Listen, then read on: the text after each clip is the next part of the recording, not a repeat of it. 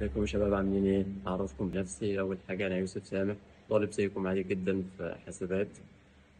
حابب أتكلم في الأول إن أنا ما كنتش بحب الإمبيدد سيستم، ما كنتش مهتم بيه، ما كنتش مهتم بالهاردوير بشكل عام. ومع ذلك أول ما يعني جت فرصة المبادرة بتاعة الأردوينو، دخلت قلت جرب أنت وراك ايه؟ دخلت جربت، ما كنتش محب زي ما بقول للإمبيدد.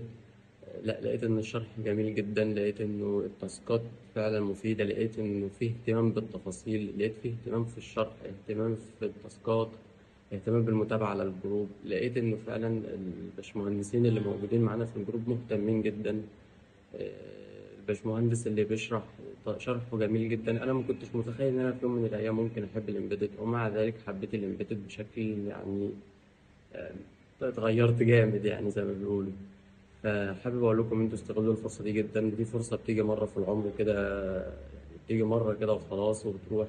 استغلوها، مش هتقابلوا حد يديكم الفرص دي كتير، وخصوصا في مجال زي الأردوينو والإمبيدد، وخصوصا إن هي مش موجودة كتير جدا في بني سويف، أو مش موجودة قوي بشكل عام.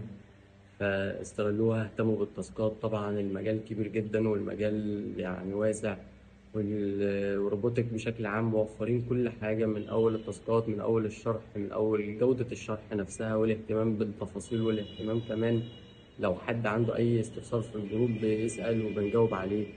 فاهتموا جدا يعني بالمبادرة دي، ودي فرصة ما تتعوضش.